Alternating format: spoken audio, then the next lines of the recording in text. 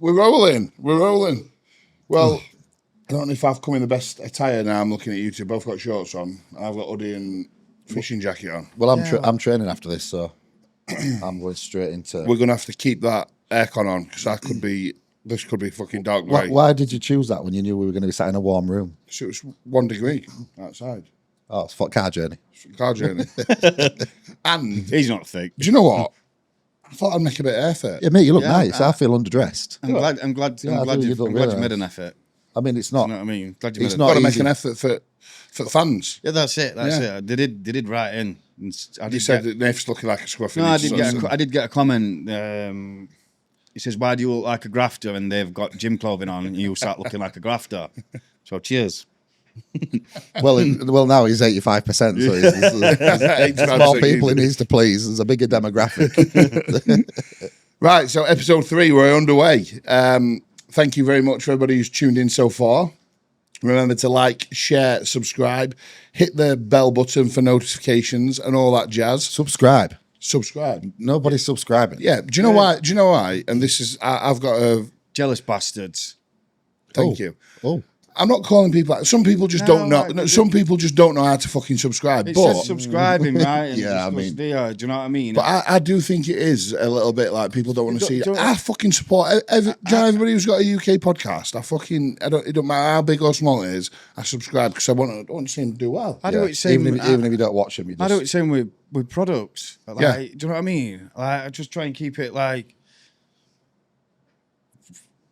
what we all belong to. People, do you know what I mean? Yeah. I put all your codes. I put all your codes on your coaching. On my coaching, all your codes. Tell everybody what to eat. All your codes. So do you know what I mean? Well, you support each other, don't you? Yeah, you do. Well, you should do. But I just think there's some people who just don't like supporting the cause. But if you want to keep the podcast running, we need you to subscribe because it costs a fucking fortune, doesn't it, James? He's fucking having his pants down. But no, thank you very much for watching. It was Valentine's Day yesterday, so happy Valentine's Day to those people who celebrated. I definitely didn't celebrate because Phoebes has left me again. She's gone to Greece. Shimmy, did you do anything? No, I'm not a Valentine's Day man. I'm not usually. I don't usually get caught. I do a nice post and we'll go out for a meal or something like that, but not on Valentine's, like the weekend before the weekend. You're not lining. It's bollocks. Bed with It's petals. bollocks. It's a load of bollocks, and it's not me. Consumerism. Yeah, of course it is. It's just Somewhere another else holiday, to innit? spend your fucking money. And all rest at knobheads to fucking post stuff all over Instagram. She's going to post this to tell her lass I love her. She's sat outside here, you moron. Just tell her. Do you know what I mean? Fucking gets me right, man. So you don't celebrate Valentine's Day? It's bollocks. It's bollocks. And it's not...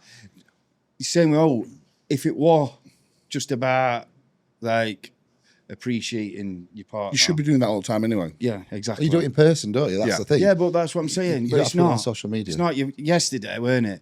Obviously, this week, it's Valentine's Day, and then everybody's getting ready for prep. So you've got full bore, absolute wankers. Like it's a battlefield this week. Social media. I've tried and stayed off it a bit because. It's going to rev you up. You would have had a fucking few weekly gripes, wouldn't you? That fucking thing. Yeah, so we've got a few bits to cover this week. I think we're probably going to start off with some listener questions. Yeah. Because we've got a good response. Well, yeah, so people who are asking the questions and liking and stuff, we've had a really good response, haven't we? Yeah, we Much have. better than we expected. We're just being miserable bastards with the subscribers. Really. But, come on. Yeah, a lot get monetized. A lot of good questions as well. So I'll go straight in here then. Go on then, you start. So, because I like this one. Who's your favourite / best poser on stage at any period? Kevin Lavone, for me. So like me, I like this question because, so I'm a big fan of Diash, I always mention him. And I am now because he's only one who smiles and he messes about with crowd. He's like, come on, when he's on stage. And I like that because fun in it. And obviously, older posing were better in my eyes. Like, a bit more fun, a bit more... But it meant more. I think they back put then. more into it, didn't Meant they? more, Yeah, but yeah, they did a lot more. Which Milos complains about all the time. All the doesn't time, yeah. He put somebody on, and I can't remember his name. he? Who, Milos? Yeah, a black bloke, and he said An old poser. best ever. Milos says this guy was posing, and he was absolutely unbelievable at him. But I can't remember his name because I'm not that into it. But when I was growing up, obviously Nabba was big. Nabba were big, yeah. Nabba were Yeah, big. they were. So like 97, 8, 2000. It's obviously 2000, only 16 because I'm 40, mate. Have I ever said out about Fucking hell. But 2000's about 16. So he's good at gym, and obviously I was kicked out of school, so I was the older end. So like Gary Lister and stuff like that. Yeah. Nabba, he's posing. I thought it was like brilliant. Best thing ever, yeah. And it was just good. Music was good. Nabba old school posing though, weren't yeah. they? About 10 most musculars. But what I mean is, we're like good at posing, and like crowd. If you listen, crowd were going mad, and I think it's.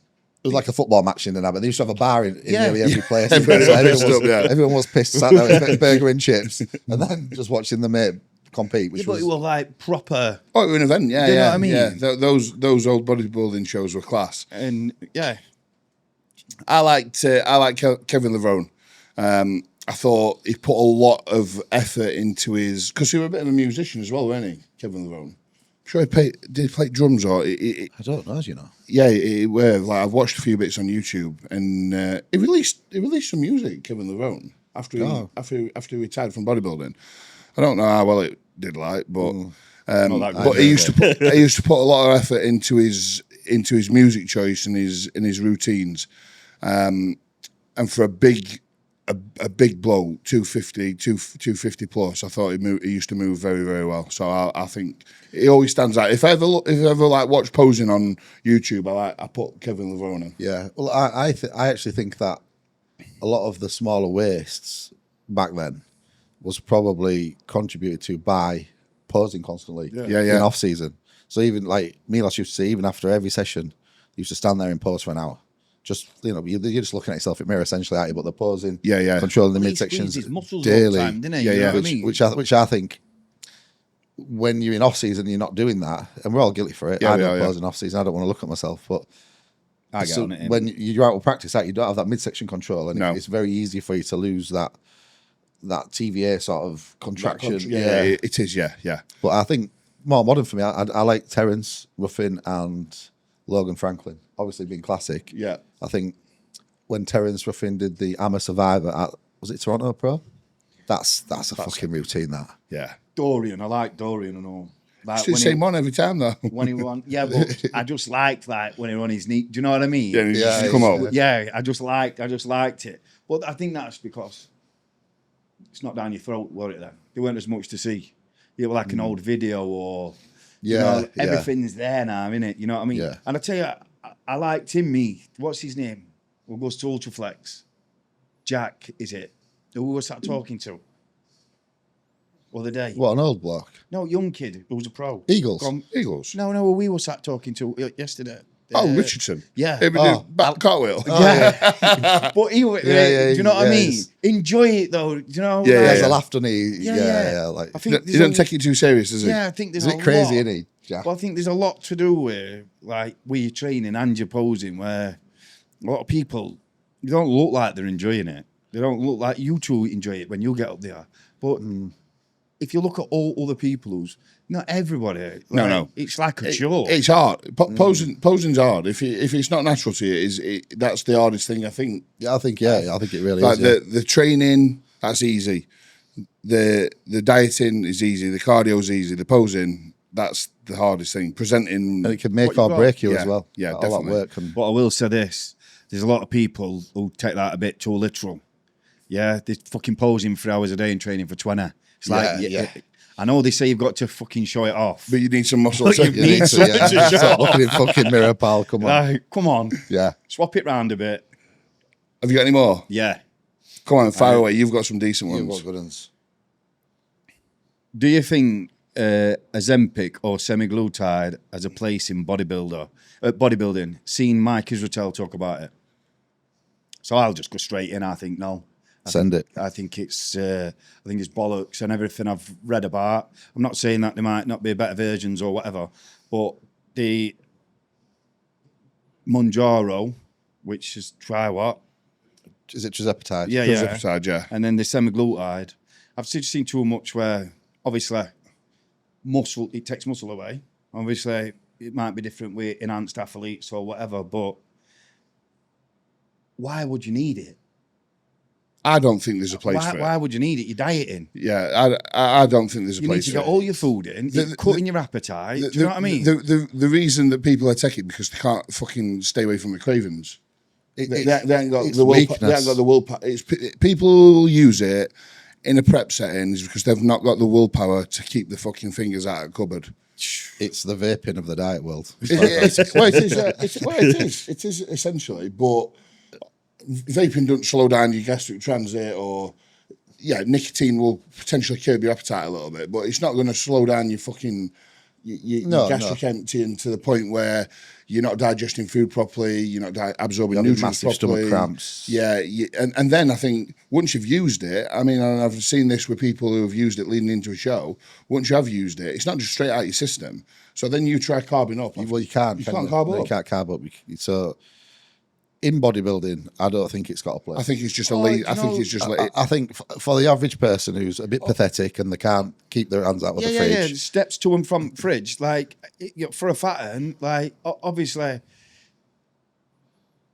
if they're massive and it's going to take a bit of weight off and make them get off at mobility school and be able to walk, that's sound. But bodybuilders are generally fit, pretty healthy, other than obviously taking anabolics, but in a real life setting, they're quite healthy. Like, of course they are. They can function. You don't need. Listen. So why the fuck do you need to take Ozempic? Unless it's going to affect your unless your body weight, you're morbidly obese. It's affecting your health and your life. We're in a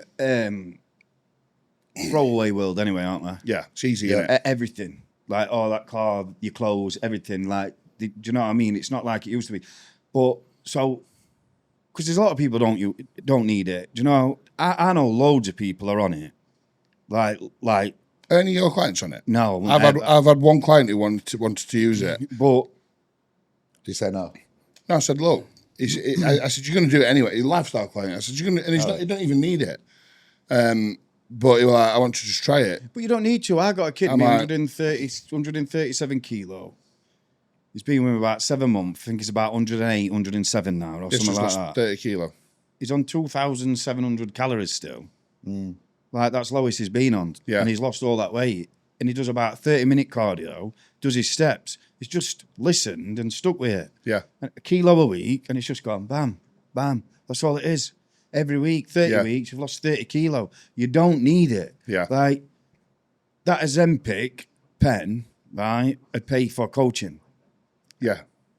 Pay for the coaching and learn something. Learn how it works, because all these, a lot's to do with social media. All these people are watching, and you've got idiot coaches saying you can't do this and you can't do that. Which, if you're a bodybuilder and you're competing and you're going to be at highest level, but a normal lifestyle person at weekend. Like, I've had loads. Can I have a beer and a go and do it? Yeah. It's Valentine's Day. What shall I do? Says whatever you want. If you eat like a dickhead, just remember you're going to have to work a little bit harder. But so why not just invest the money? Because that's what it is. When you're paying us, it's an investment. Why not just invest money instead of buying a pen? Because as soon as you take that pen out, you haven't learned nothing. As soon as you take that pen out, you can't get it. Guess what? That fat person's coming back out straight away, and you're back in fridge. Yeah, because you've not learned the habits, have you? Yeah. No, you're not. Do you know what? I think it's a little bit shit from, and I like Dr. Mike, a lot of his stuff, but the way how, because Kid mentioned it then. Yeah. I've seen a couple of clips on it, and he's just very nonchalant how he talks about it. He's like, yeah, me and my wife take it when we go on holiday, and so we don't. Overeat on holiday and stuff like that. Yeah, like, you just talk, and like you're an influencer.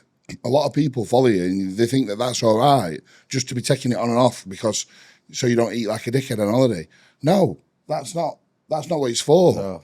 Like, you shouldn't be just fucking using it like that. Just have a little bit of restraint. You shouldn't use it anyway, because all these people who go to doctors and get it, them doctors haven't asked them one thing about how active they are. No. They don't ask you nothing. Yeah, there's no nutrition advice. There's no like, hold on a minute, swap that kind of full fat Coke, right? For a Diet Coke. For a Diet Coke.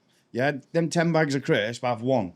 Yeah. Right? Yeah, stop having 3 sugars in your tea and have a fucking sweetener. Sweetener. Yeah, these things are all not great for you still, but it's a better alternative than what you are doing. What you are doing or what you're going to do. Yeah. Like, you know, and I guarantee you, when you're 5'6" and fat, yeah, you ain't got to change drastically.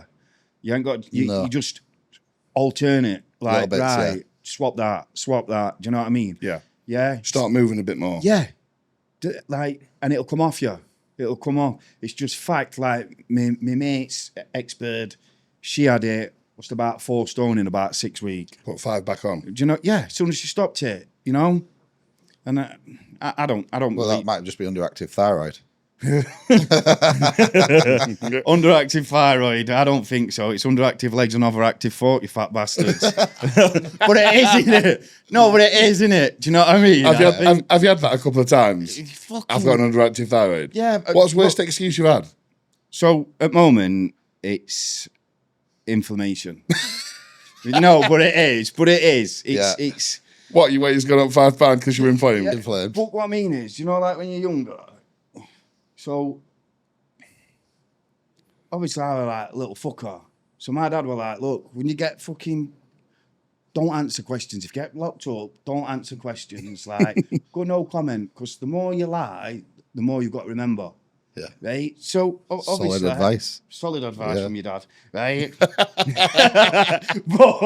what I mean is, yeah, it's like these just letting you know, my weight's up on check-in, but it's because I did legs yesterday, yeah. And you have a look at check-in, his fucking head's this big, like he's been in a wasp's nest, right?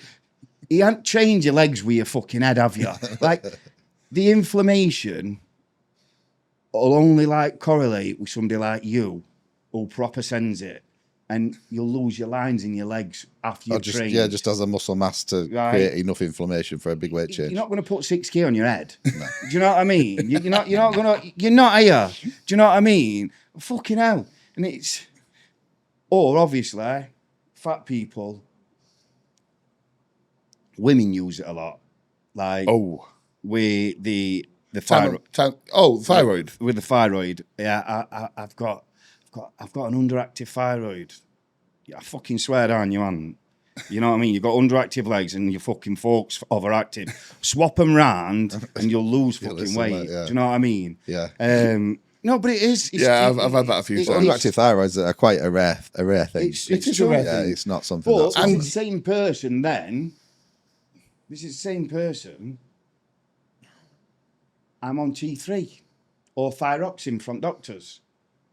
Yeah, but are they on it from doctors? Yeah. So they have got underactive thyroid? No, but what I'm saying is, like... So the metabolism should be working... functioning properly, yeah. Yeah. You're substituting it. You're giving your body something that it will make in anyway. So it's not. You add. Yeah. You add. Right, so you still shouldn't be putting weight on because you're producing enough thyroxine. Yeah. And then you go and have your blood test and it's all right because they've had blood tests. So... You're doing something else wrong. You're doing something else wrong. And I'm telling you now, it's not fucking cod and potatoes, what I've wrote down on your diet, right? You've been going at chippy and having cod and potatoes in fucking batter. That's what you've been doing. Do you know what I mean? It don't count. Yeah. Like, yeah. So, no, we're all in agreement. We don't like the use of Ozempic.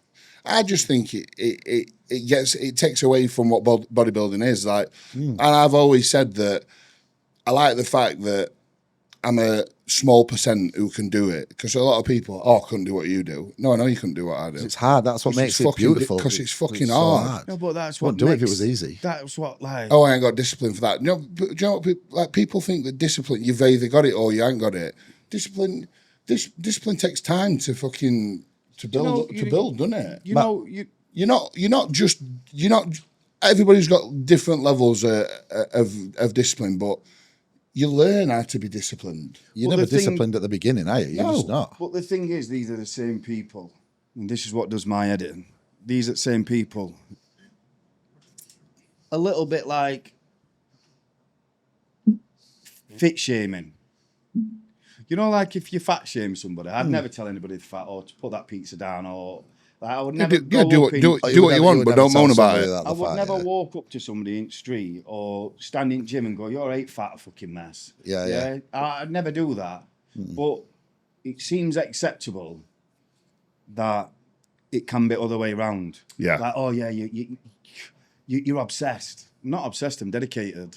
Yeah, and I enjoy it. And I like doing it. Yeah, but all your time's in gym. I'm like, you're in gym same time as me. So you're still fat and wank, yeah, and I'm not, right? You're here for 2 hours and I'm here for 3. So who's wasting what time? Yeah. Because my time's productive. Like, do you know what I mean? Yeah. Exactly. And it's the same. It's the same people. Oh, you ain't got a life though. You ain't got a life. Oh yeah. I've got a life. What do you mean? Yeah, but I've got a life though. What? Because you have a kebab on a fucking Friday night and go and get spannered. Do you know what I mean? That actually annoys me. You ain't got a life. I could do what I want when I want. Yeah. Bodybuilders give me a fucking fantastic life. Yeah. I have, and it's something I enjoy because you're in 1% club straight away. No matter what anybody thinks, if you're in half decent shape, you're in a very high percentage, right? Of people, and people take you serious. You know when somebody walks in and they look fit and healthy, you know they've got something about them. Yeah. Do you know what I mean? You know they've got something about them. But I would never, ever just walk up to somebody and like... Yeah, and it's not acceptable. No, it's not. No, but it's acceptable for some all the way around. If you did, everybody would be like, you fucking horrible bastard. You bully, yeah. Yeah, but then on other footing... Yeah, we make it acceptable now. And I don't it's okay to love your big body. Yeah, it is, but mediocrity is acceptable. And it shouldn't be.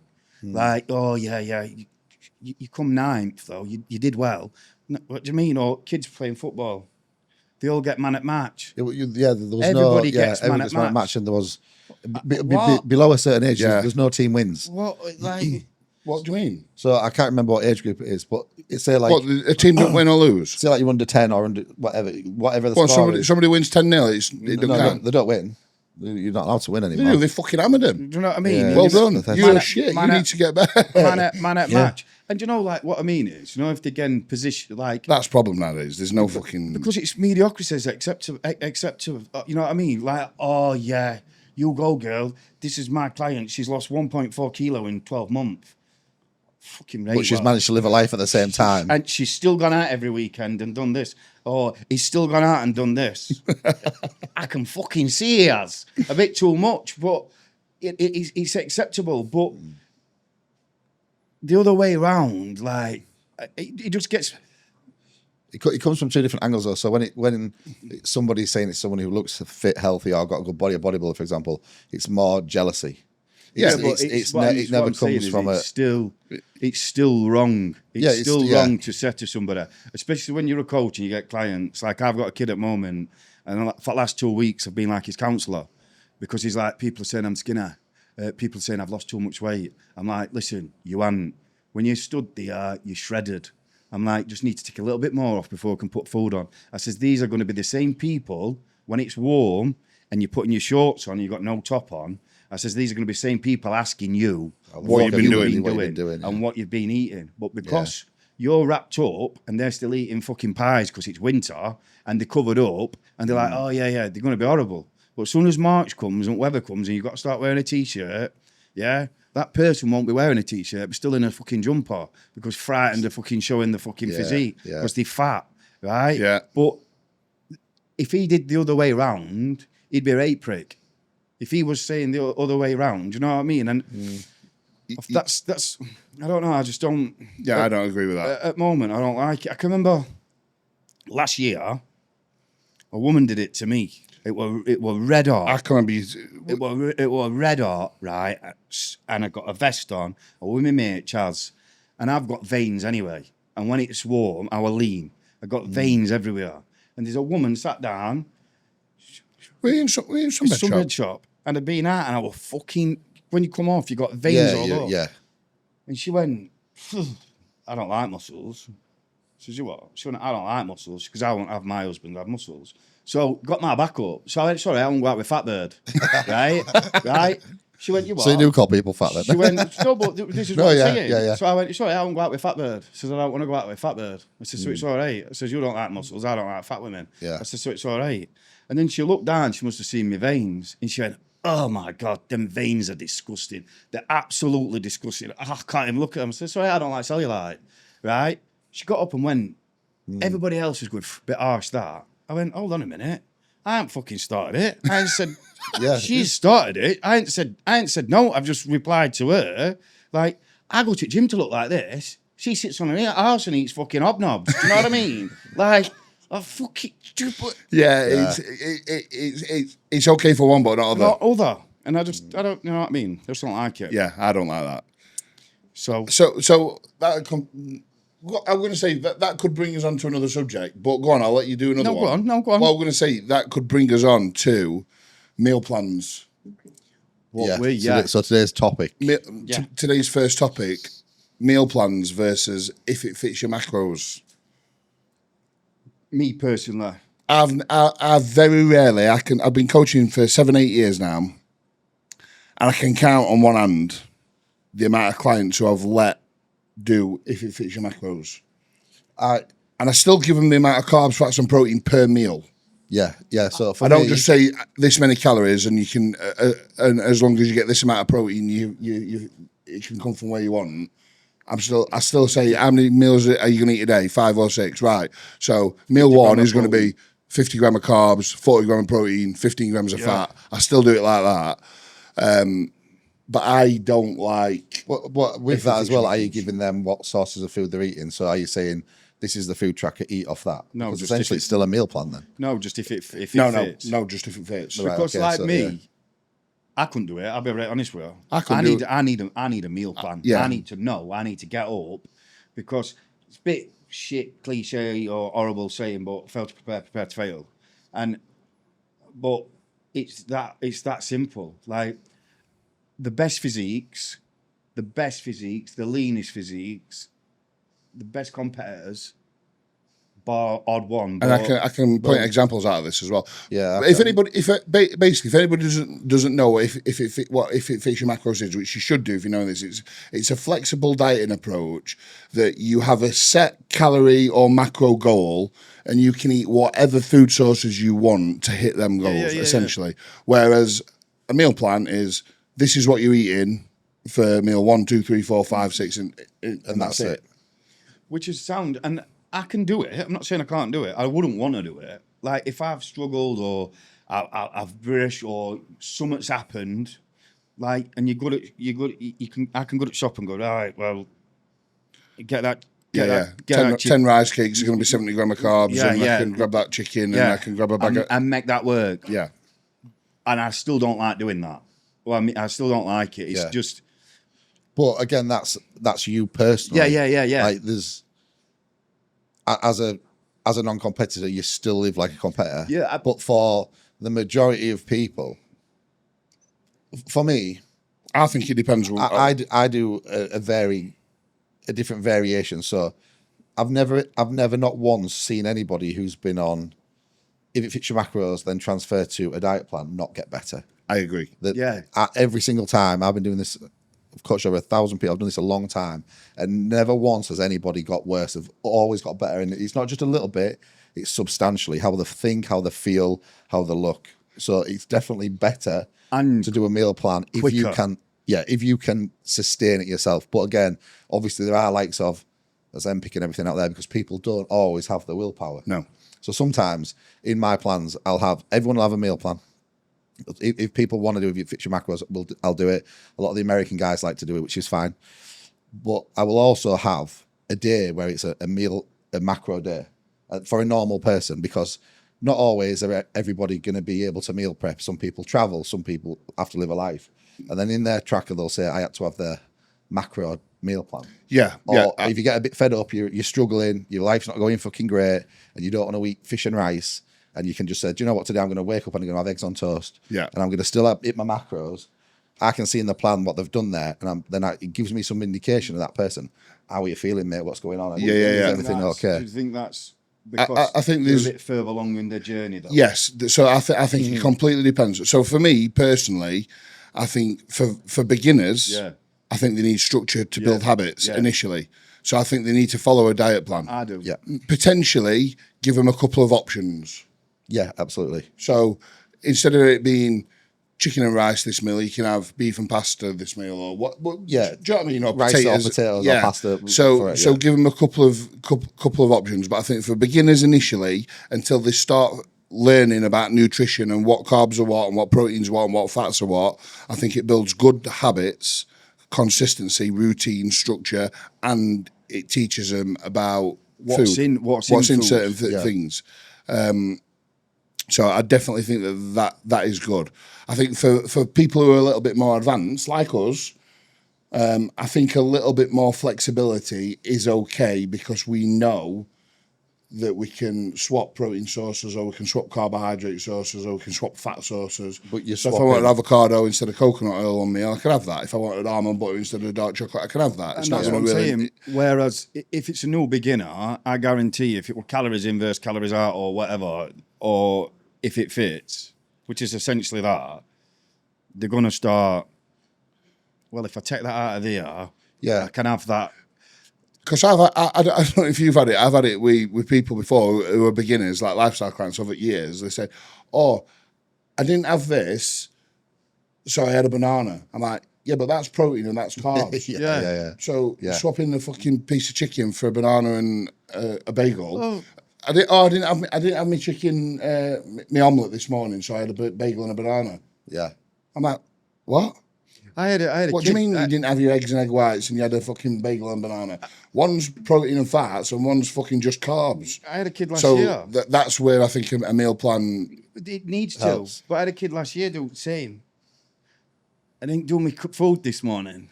I says, yeah, but I stuck to everything. He says, what do you mean? Well, I went to Pepe's. Pepe's is Sheffield, London Road, right? It's chicken and rice, like Nando's. Yeah. Right? Raheem from here, it says, right nice, unbelievable. So I went there, but it's just chicken and rice, isn't it? I'm like, no, it isn't. And then about fucking 2 days later, he's like, yeah, I went to Chipper, but I took butter off. Like, oh, come on. Like, fucking, it don't work like that. You know what I mean? Like, well, if it fits your macros as well, the problem is where they're getting the fat sources and the protein sources. Yeah, because you're adding protein from a bagel, all your fats are going to likely be saturated fats. Yeah, they which are. we don't want. You're not getting EFAs in that. You're getting shitty fat. So there's a massive difference in what you're actually consuming as well, unless you are more advanced and you realise that swapping an avocado for coconut oil. all I do is like, right, so in the meal, so like, let's say it's a chicken meal with rice and there's 30 grams of protein and 60 grams of carbs. Then I'll write all the white fish, the white meats and the eggs. Yeah. And then the carb sources. So protein from chicken, turkey. To these. And then if it's a red meat one, I'll do that. And I'm like, change and say, if you need to, just work it out. That's how a lot of American coaches coach, to be fair. Yeah, it is, which for most people be really good, but I just think we're too uptight in the UK, aren't we? Yeah, we are. Everything has to be way too anal, way too precise, and people just like there's multiple ways of looking that at level it. of. I think now as well, in this country, you've got to be very careful. Your clients are different to mine because you're competitors, but they ain't got like I've been having steak twice a day since we last won, and we were talking about you having steak. I thought, you know what, I don't have it, but it's £12 a day. Yeah. Do you know what I mean? Yeah, it's £12. Yeah. It's £12 a day, and people like that's just on steak. That like the reason a meal plan works as well is because you can bulk buy. Yeah, it can make it cheap. It makes it sustainable. Well, I've just had that's a good point, because I've just had a client who's come on. He's like, money's a little bit tight a minute. Can we do things cheap? Can we do things cheap? So it's very, very simple. It's probably not how I would normally do it, but it's chicken, big bags of rice. Yeah, it's chicken and rice. It's eggs on toast, cereals and whey, and it's simple. Do you know what I mean? Yeah. No, Oats pre-bed. But what I mean is, so it makes it accessible to everybody to be able to get in shape and stick to something, because it's there in black and white, because it is expensive now, like food. Yeah, you have salmon in every day and steak in every day. It's expensive. Yeah. It's very expensive. Well, what's your shopping bill? 1,000 a month? Well, I'm lucky because I get my meat from Fresh Prep, don't I? Yeah. So I get salmon, fillet steak. Talk about this. I know while we're at it. Been going Aldi, haven't you? Yeah, I have. We spoke about this on the cancelled podcast, on original pod 2. Yeah. And I thought about this the other day because I went to Aldi. Yeah, mate, it's fucking fantastic. Jimmy's, if you don't know, Jimmy's a snob and eats about a grand's worth of prawns a month. Costco's the one as well. Well, it was, well, Costco prawns, you only save about 20p, I think. Yeah. Yeah, worked it out. But the good prawns, though. I didn't get them because I like my packeted prawns from Thailand. But yeah, so I've been shopping in Tesco all the time.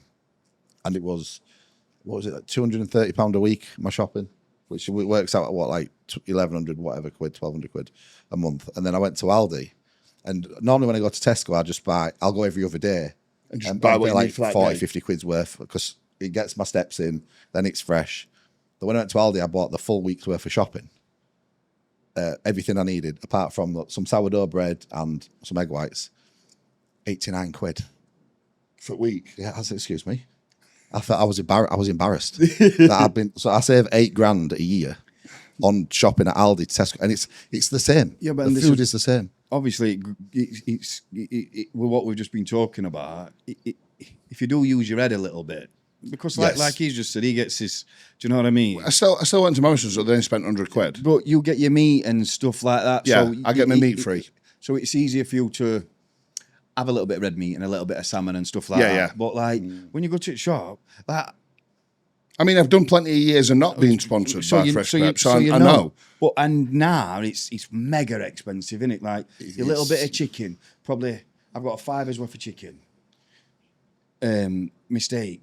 So you got 20 quid just on meat a day. Yeah. Like, that's where you can go to a butcher. But you chat to him. It's all right. You're saying that it's expensive, but them people who go for a fucking no, but this is what I was just going to get to. Yeah, and Nando's. Not even that, but they get up in the morning and I don't have breakfast, but I go and have a large latte and a muffin at Costco. That's 10 quid. That a day is the price of coaching. Yeah, that's a coffee and a fucking sandwich is coaching. That's 10 quid. Then they have a meal deal. Well, my chicken and rice and everything. If I eat chicken and rice with pickled onions, right? Right? And I have me baby rice and a cream of rice at night, yeah? It's about 19 quid a day for my food, which is no. And no matter what you eat, that's what, and that's healthy. Yeah. Like, no matter what you eat, it's going to be that sort of money. At least 20 to 30 quid a day. No matter what you do, no matter if you're eating shit, pizzas, if you're going to takeaways, it's even more expensive. And if you don't, because we don't have takeaways every week, we're not allowed. So if you don't have a takeaway, when people say, it is affordable if you work it hard. No, yeah, like coaching is most definitely affordable. There is a cost of living crisis in the UK, and that there definitely is, and things aren't getting any easier. But for the sake of £7 a day for coaching or whatever it is in general for people, that's nothing. It's half an hour's work at your job, essentially in there or thereabouts. Yeah, there you go. And if you learn with your food, like I say, it can, and that's why I like going back to what we started with conversation. That's why I think a meal plan today works for everybody. Yeah. And take all money out of it. If you stick two people outside of each other. Oh God, yeah. And go, there's a nutritional value does make a difference. And go, which one's which? I think it's difficult to say which one is best. Which one we prefer. I'd 100% prefer a meal plan. I think when you very first start, you need a meal plan for structure. When you get a little bit more advanced, and if you're not a competitor, then you can potentially have a little bit more flexibility. Yeah. I think and even for bodybuilders in an off season, they can have more flexibility. Yeah. When you're in a competition prep, you need a meal plan again. For me, because one, you don't need to think. You don't need decision fatigue. I've known clients who, or not even clients, I've known people, top level athletes who've got a macro plan and it comes into peak week. Yeah, I couldn't do it. Who the fuck wants to be thinking about you? I do not want to be thinking, or on my fitness pal thinking, right, I've got to have 100 grams of carbs in this meal with 30 grams of protein and 15 grams of fat. I just want some banana. Shall I have some? Shall I have some? No, this is what you're eating. You're eating chicken, jasmine rice, banana, almond butter. That meal. You're eating this, and this. That meal. That's what you want, because you don't want to be you want to be keeping stress low. Yeah, you don't want to be stressing about what food you're thinking that you're eating and trying to add macros. You just want to be a robot. You just want to be a robot. For, let's say, so I think different 20 weeks. Yeah, prep. Let's say it's 20 weeks usual, right? It's 20 weeks. Yeah, just get it plan. up and go, right, that's it, done. Right, take this out. Like, for 20 weeks, if he said to me on a Wednesday, oh shit sandwich, I'd say, all right, sound, do you know what I mean? Or it's have a bit of sweetener on it or something. But yeah, like, and I did this myself, but I knew that I could. Even when I was in prep with Cal last year, I knew that I could make those swaps. But I didn't make the swaps until I asked Carl. Like, I'd be like, Carl, I'm not feeling chickens. Can I go to prawns? Or can I put white fish in? Or can I swap my fillet steak to lean beef? Or can I have potatoes instead of rice? Or whatever it may be. I still wanted to ask the question. Even though I know I can still make the same amount of protein up from prawns instead of chicken. You just want that confirmation, don't you? I just wanted... Like, I want to be a robot and follow the plan. So if you tell me it's okay, I'll do it, even though I know it's okay. That's what everybody. In my eyes, that's what everybody should do. If you want in results, and you're not. Everybody who started the journey started from not being happy with yourself. Everybody, because that's what you go to gym for. Yeah. No one gets in that sort of shape out of coincidence. No, there's something that's driving it. Yeah, you go to gym. You think, right, I want to, and then. You either get up, you know what I mean? There's either idiots on the delusional, isn't there? Who'll go, I look fucking great when they're not. Yeah. You know what I mean? And that's them who stay exactly the same because they see what ain't really there. And then there's us, we've probably got body dysmorphia. Absolutely. You know. So, but I just think to be great, just follow a plan. Like people who are coming to us, just follow a plan. And just 20 weeks start line, you'll be great. What do you think then? Obviously, we've spoke about if it fits your macros against a structured plan. What do you think about meal timings? I think for a bodybuilder, they're incredibly important. Well, I know they're incredibly important. Yeah. Just through amino acid profile in your blood and things like that. Yeah. And spiking MPS multiple times a day. Yeah. Many times. And your digestion. Digestion is the main thing. Yeah. Digestion is the main thing. And your digestion. You get up and you go and do your cardio and get your steps in and get some LFG, gas mark 10, best product, right? Right? And you have some of that, right? And you've done your steps, you've done your cardio, you've had your drink, you've had a hydration drink and whatever, and you've moved about, you're starving. Yeah, 2 to 3 times. Every 2 to 3 hours for a bodybuilder, off-season or prep, optimizing digestion, spiking MPS multiple times a day, and sustain energy levels throughout the day. Yeah, I think is important.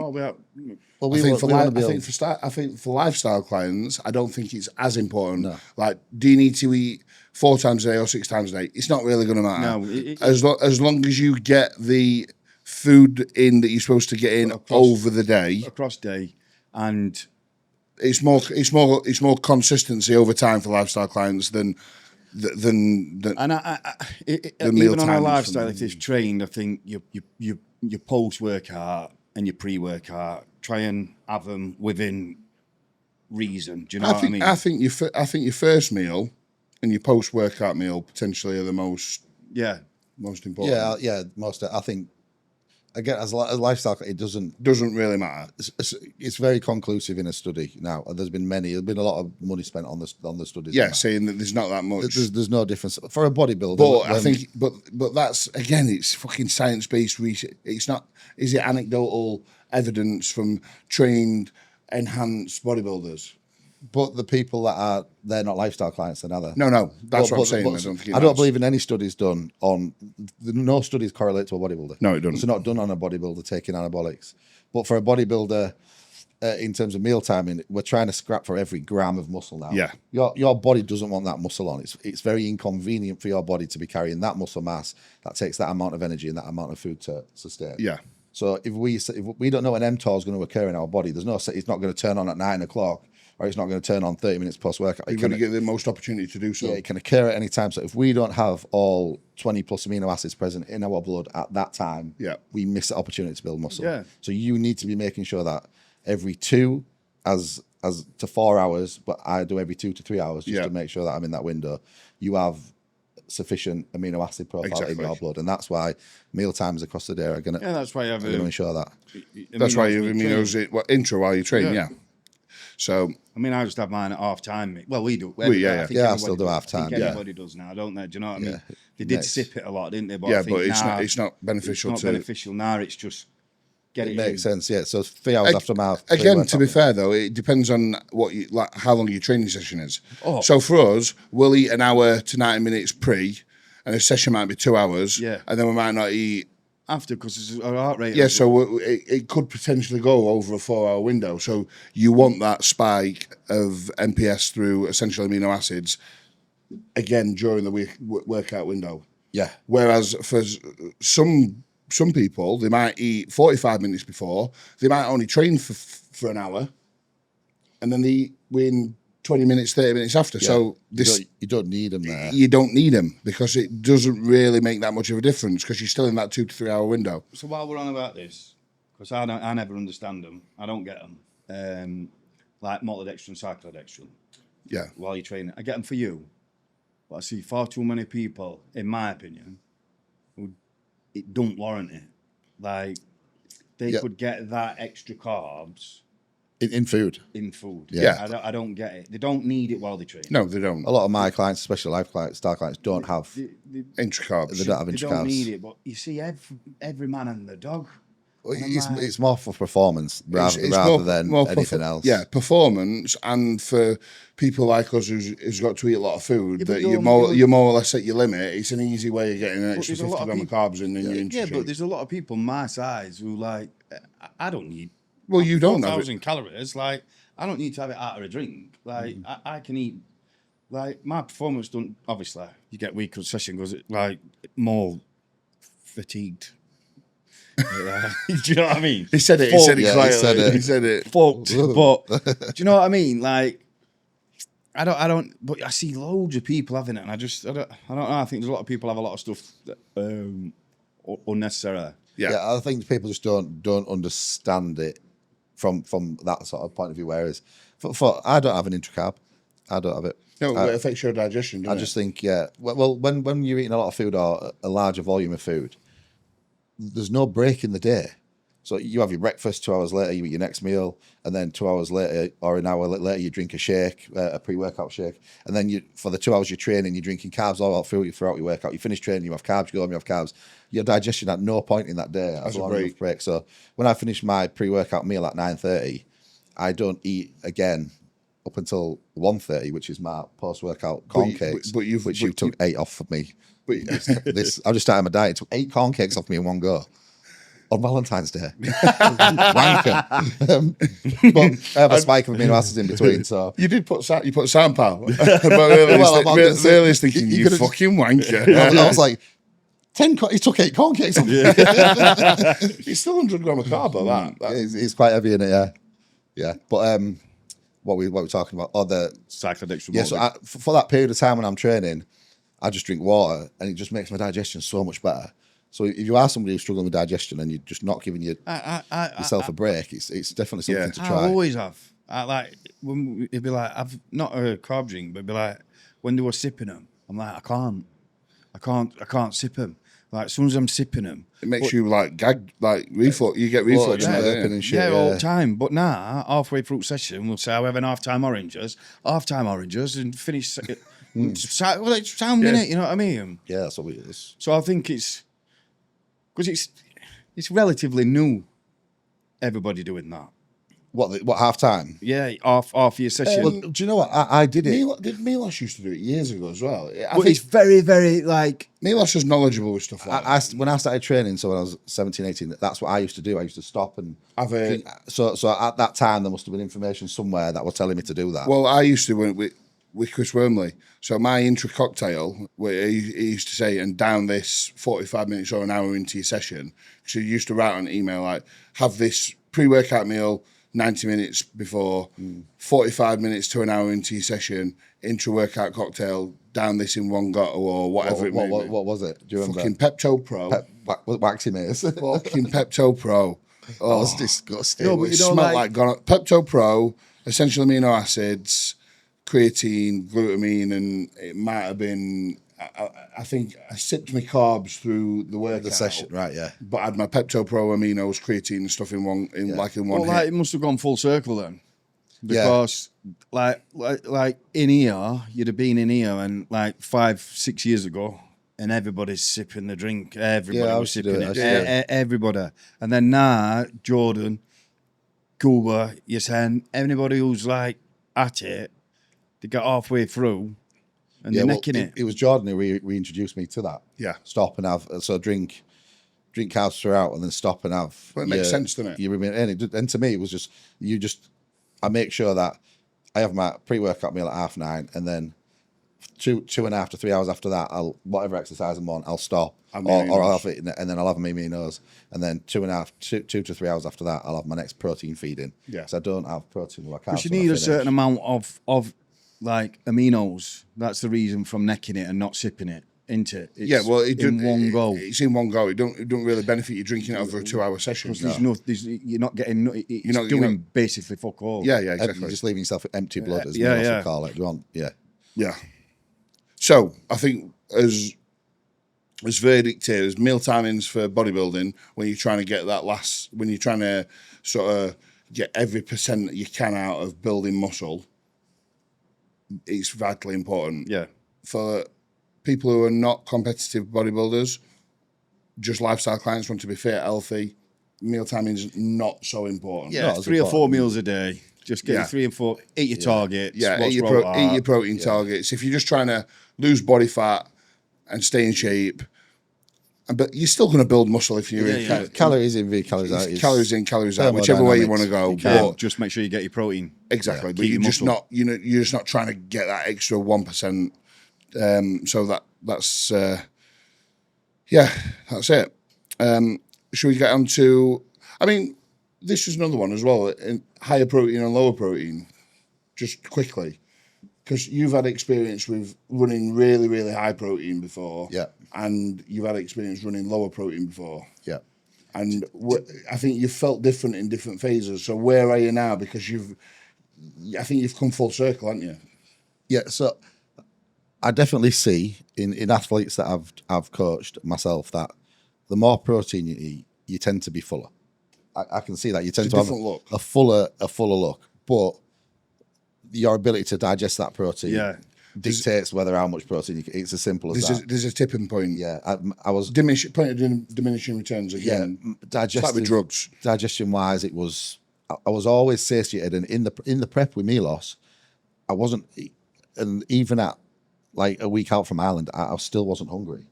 Eating so much. Yeah, I just wasn't. I was having a protein feeding every hour, amino acids between meals, but my stomach was fucked because of the constant turnover of protein or trying to digest the protein, which is at that point only being turned into carbs through gluconeogenesis anyway when you're on low carb. So you're just eating a really expensive carb essentially. And then with you, it's probably like you coaching me now, it's probably the lowest protein. It is the lowest protein I've actually ever had. Yeah. But coincidentally from that, in off season, my digestion is immaculate. It's never been this good, and my waist isn't. Yeah, and you're not having to eat as much food as what you have been. You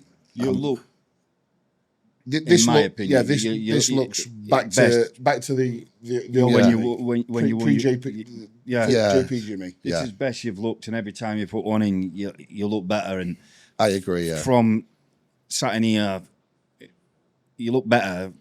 Yeah, that I think from that, last week. And I think that a big point of that is your digestion being. Of course, it is. Yeah, absolutely. Take nutrient, innit? You're taking it. Yeah, you know what I mean. So I've done the same. So I've always been, when I say low protein, it's not low protein. You're still eating 300 plus grams of protein a day, but it's moderate protein for the size of bodybuilders that we are. And I've always been that 350 to 370, like 350 grams of protein to 375 grams of protein is about where I'm comfortable at. Yeah. And I've pushed, when I left Carl and I started doing it myself, I thought, I'm going to push my protein, see how much I can get away with. But because I'm also eating a fucking lot of carbohydrates as well, once I went over that 400 grams of protein mark, 420, 430, sure, digestion were just fucking not happy. So it's like, too much going on. I know that for me, 300 grams of meat per meal, it's just... I think, again, you can go to as low as 0.7 grams of protein per pound, but I wouldn't advise it. No. I think between... 1 for 1 on 1.5. Yeah, so between 1 and probably 1 1/4. Yeah, depending on the person, but I'm usually around 1.25 grams per pound. Yeah, I think that's perfect. 1.25 grams per pound of body weight. You're I've got certain having clients having more, and I've got certain clients having a bit less. Obviously, I'm about 100 kg, so that's about 220, innit? So, I have about 250. Mate. Do you work it out? I don't work it out. No, I just look at. I look at the physique. I look at the body composition. Yeah, exactly that. What the weight is, and I'm like, yeah, he needs 150 grams per meal, or he needs 175 grams per meal, or he needs 200 grams per meal. You can tell, and it kind of works out. When I've put it in, I'm like, yeah, it's about right. You can tell, because you can. I don't say, right, he's this. This is his body weight. This is his BMI. This is his this, and fucking work it out. Well, before I had the sheets that actually show the macros, I'd never used them before, and people used to say, "Oh, what macros am I on?" So I couldn't tell you, mate. I said, "Oh, do you know how much food I need?" Oh, I looked at you. Like you told me what your expenditure is, and I looked at you. When you're doing it so long, I don't need to. I'm like, you're in maintenance there, and if you're not, I'll be very surprised. The next week they come back, oh, my weight stays the same. How did you know? Say, it's just been doing it a long time. That's how you know if somebody's lying. Yeah. Don't you? That's why you know if somebody checks in. Like, I can tell.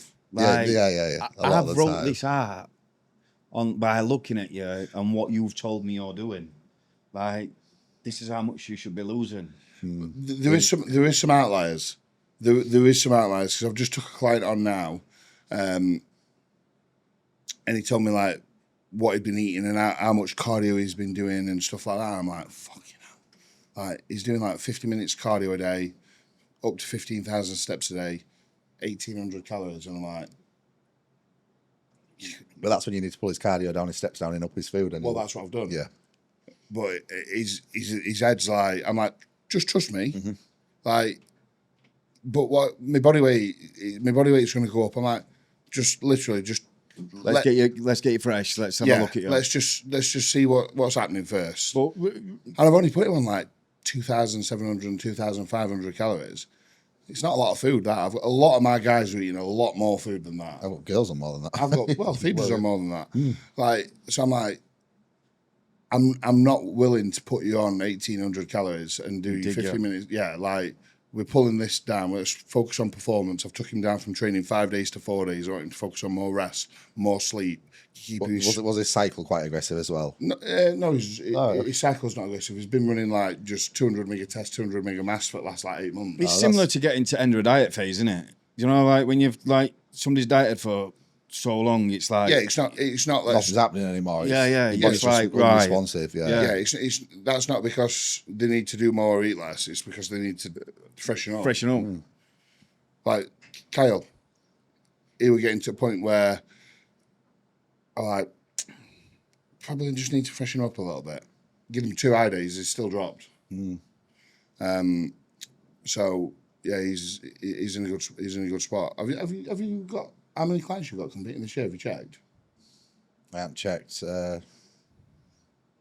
15, 20. I've literally just done a tracker. I've got 20 competing this year, so it's quite a busy year again for me this year. Have you got some photo shoots and that coming up? Yeah, about 5 or 6. Have you? Yeah, got. Are you going to go to them? I don't know. If I've got to, like, and that's not me being like, like. You don't like shit like that, do you? No, and they don't need, like, I've done your work, like, do you know what I mean? And I've put you in touch with Bailey. Yeah, it's your photo shoot, not mine, sort of thing. Yeah, I've put you in touch with Bailey, and I've I sent. fucking come over with coconut oil on you when you had your... but you like that. You're 85% gay. But, and then I sent, there's a couple of lasses going to, what is it, Yanis or something like that? Yeah, like a sexy shoot. In Manchester. Yeah. Like, so I've put them in touch with best people they can ever be with. Yeah. Like Bailey will, like, spend time with you and said, don't look like that. You know what I mean? Do this. Yeah. And he's going to be the same. So, do I need to be there? Do you know what I mean? Yeah, not really. Probably not. So, weekly gripe. People love the weekly gripe. We've had some people who have sent in their own weekly gripes. Yeah, let's go. Have you had some? I've had some. I sent some into group, didn't I? Just to check. We've had a few again. So thank you for people getting involved. Oh yeah, it's brilliant. These are questions as well. So should we?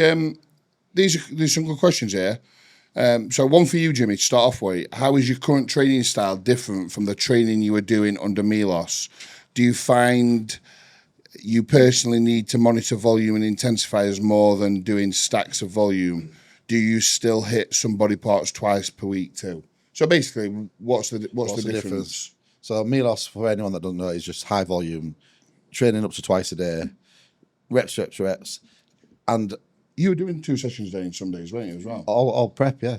Well, I did like 11 sessions in 12 days at fucking 10 days out or something like that. Fucking hell. It was too much near the end. But the nuance of the training for the high volume did wonders for me in terms of just the new stimulus, for one, taking you to higher rep ranges. But it also learned me how to contract a muscle properly. Although I'd already been training 12, 13 years by that point. Because people always try and train, you need to get strong, you need to get strong. You don't need to get strong. You need to learn how to contract a muscle first and what it feels like under load. So before, when everyone's pressing through the shoulders like this, they've never actually had a weight on the chest. So they don't know the difference. So my clients who are in high volume, transitioning then to lower volume, when they're lifting wrong and it doesn't feel the same, they know instantly that they're not using the muscle to move the weight anymore. It's just mechanical advantage. So for me, the training style for Milos was fantastic in the fact that it taught me a lot, but it's not something that you can do for a sustained period of time. I think if you're stagnant in an environment where you're doing progressive overload and you're getting super strong and you've got injuries, I think just doing a 6 to 8 week block of Milos style training is fantastic, and I think you'll get some really good gains, especially on things like arms and delts. Well, this is I do like it. So Hilly's, have you listened to how Hilly does some of his trainings? No. So Hilly, shout out to Hilly as well. Fella trained by JP athlete, very, very good, knowledgeable coach, got some great athletes on. So I listen to a lot of stuff what Hilly does. And he throws in every now and again. So he'll do a lot of progressive overload. It might be upper lower, it might be push-pull legs, it might be bro split, whatever it may be, but it's progressive overload. But every now and again, he'll throw in blocks where he'll do like 8 weeks, and it's just volume, just high volume, and just a different stimulus. And it might be high volume when he's coming into a cruise phase, or it might be high volume when he's coming into a bit of a recomp phase, or whatever it may be. And it's just something a little bit different, a different stimulus, freshens your joints up a little bit. Yeah, like periodization training, that kind of stuff. Then, do you know it's similar. Yeah, similar. I will say though, all my injuries, all my tendonitis and everything disappeared when I was training volume. Was it? So any load work had gone. I was lifting. It was me and Curry were lifting one plate. It was one plate aside on hack squat, one plate aside on Swift machine press. But all my tendonitis that I had for 3 years previous had completely disappeared. So what Hilly does there is most definitely worth trying. And for me now, we started my diet yesterday, but I'm at a point in my strength where I'm starting to get injured every set time. I'm going into the hack squat thinking, if I get out of this hack squat today and I've not torn my quad off the bone, I've done well. Yeah, when like, you're back to you can't get, exactly. Just can't get another. I'm on Atlantis, but I can't get another plate on it, and I've got no spotter, and I'm thinking, I get off that set, and I genuinely think, fucking hell, I got through that. That's it. Yeah, and that's like risk versus reward, and that's Milos's theory. It's like, why go in and have to lift fucking 10 plates aside on something when you could be doing 2 plates aside on something? This though, while this is in my head, do you think this sort of training only belongs in age category? Do you know, like when you're young, do you think? But you made a rubber, you can get away with fucking being strong. Do you think like that Milos was only like before you started doing that Milos's, you still looked fucking unreal. Your legs were massive. You've already got it. You were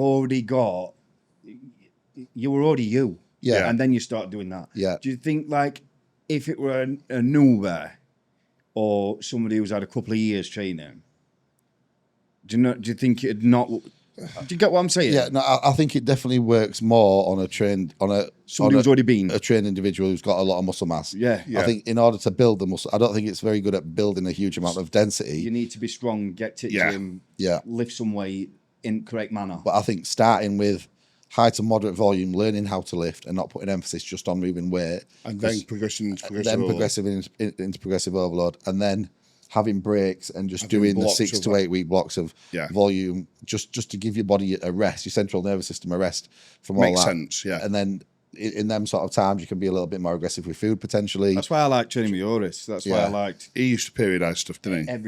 Everything. Make sure you were fit as well. Yeah, that's the difference. Because the heavy stuff, like right now, my fitness, like I said to you, I went for a walk last night and I'm fucking blowing. But that doesn't happen when you're training high volume because you're fit. You're fit.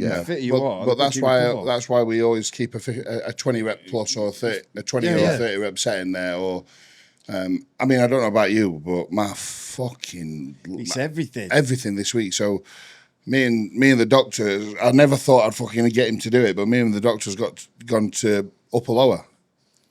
It's all right though, isn't it? Admit it. It's all right. He just likes training. I don't like training anyway, so it doesn't affect you too much in that sense. Listen, I did GPP for 20 weeks with Oris, jumping off a box on one leg.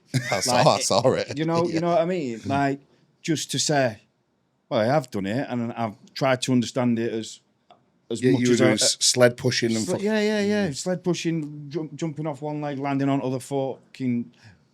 People going, what the fuck are you like doing? Coordination drills and stuff like that, weren't it? These frog jumps and that, and everybody's like, what are you doing? I'm like, fuck no, he's mad, you know. But because I just like training, and obviously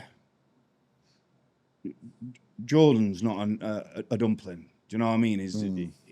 There's a reason he puts upper lower or push pull legs or full body or I think it's. I've rate injured it this week. Yeah, because I tell you what, it's fucked me. It has me. You know, when you're a certain level of strength and certain level of muscle, doing upper lower, you're going to get a lot of reward from it. But you're going to smash yourself as well. Like you've got a back session and a back day, and let's say you've got 6 back exercises. Yeah. You think, fucking, I've got another 4 fucking exercises here. I'm badgered already. Whereas we upper lower, it's like, we do arms, bit of chest, then a bit of back. It's like, it's very nice. And then because I've been warm, when we've got to back, like, my shoulders are moving better. Yeah, like the connection with my lats. Yeah, I'm stronger. Even though I've done all that, I'm stronger. We're pulling the thing down. I'm like, we did the prime pull down, plate loaded one. Never been as strong on it. Yeah. Never been as strong at end of a session. Like 6 exercises in or something. Yeah. So now, because you're so battered, do you think it is the frequency? Yeah. Even though I've allocated volume accordingly across the session, I just think.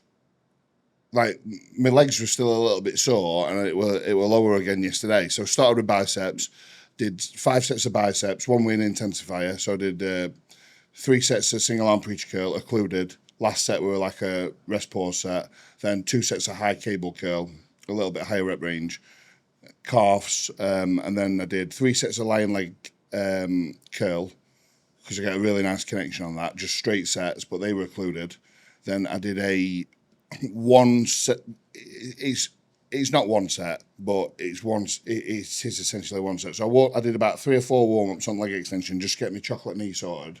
Then occluded leg extension. Actually nicked it off Cuba, who's got it off Flex Coach Dean, because I have been doing occluded work since my knee's been bad. Just started bringing it in this last week, so I've seen Cuba do it. I'm going to try that. Fucking hell. My quads were fucking... Should have seen him over there. You had him round his arm like Ultimate Warrior walking around. I saw you on Instagram, didn't you? Yeah. I saw it on Instagram, yeah. He went, you like fucking Rambo. He goes, you fucking hell, your arms look good. I'm going to keep them all day.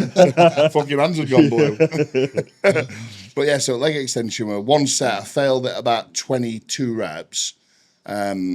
Not like past failure, but like that were my like mechanical failure. Mm-hmm. Then 30 seconds rest, then 6 clusters to failure.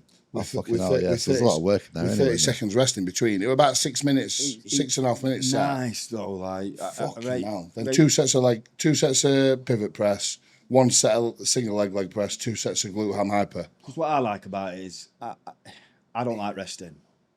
Like the in between sets? No, the Milos training. What you just said, going twice a day. You'd do that, wouldn't you? Perfect for me. Yeah. I did enjoy it. I like going at gym. If I could go twice a day, 11 sessions all week, mint. But this training, what we've done, couldn't wait yesterday. I thought, thank fuck I've got weekend off. So it works all right because then I'm not sat at home thinking, I should be good at gym. Yeah, you do. I'm like, I need this. Yeah. So it's worked out all right for me. But do you think that you're so sore because of the new stimulus, or do you think potentially?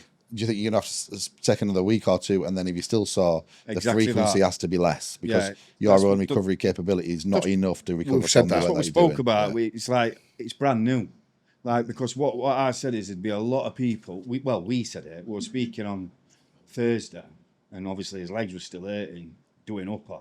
And we were saying most people today, newbies, like all these fucking one-armed wankers, bandits. do you know what I mean? One-armed wankers. But they'd be like, I need another extra day off, and not do legs on Friday, not do lower on Friday because they were still, even though it's. You can go into a session with a little bit of soreness. Yeah, no. Do you know what I mean? But there'd be a lot of people. It'd be like, maybe in 3 or 4 weeks, if that's still happening, then we'd adjust. Volume. Yeah, that's an adjusting. Some of the best gains I made on my legs was going back in sore. Yeah. Every 4th day I trained my legs and they were always sore when I trained. Yeah. But what I mean is a lot of people go, can't, do you know what I mean? Recovery. Inflammation. Yeah, shut up, you fucking idiot. Go on, fuck off. Yeah, so enjoyed them both, but I think there's a place for both of them, to be fair. Perfect. So, next one. Do you all use cereal bars, bagels, crumpets in the off season when you max out oats, rice, cream of rice, etc. when pushing 800 to 1,000 grams of carbs? Fucking hell. No. I'm out of question. Well, I had about 500 in my life. Fucking 800. That's carb up. To be fair, when we carbed you up, you had 700. Yeah, I think you had an 800 day. Yeah, which I said to you. What was that, 30 square bars? No, do you know, but no, because you don't like eating that. Rice and stuff like that, but he does like it. It was still an eating challenge for me. Yeah. Do you know, like end of prep, people want food. I'm like thinking, fucking hell. Yeah, you didn't want anything. I've got to eat another meal. Eat another meal. I'm like pulling up at side at road to make sure because I knew that if I didn't, I won't get it all in. Yeah.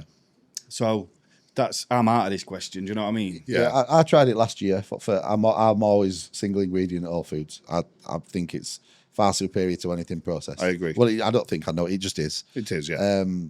But last year I tried having squares bars. I had bagels and turkey bacon and eggs for my breakfast. My digestion was worst it's ever been. My physique was the most inflamed it's ever. It was shit. Because you don't realise like difference between a bagel and sourdough. Yeah, well, a bagel's got fucking About 12 or 13 different ingredients in it, and a sourdough's got 2. Yeah. That's simple. Yeah.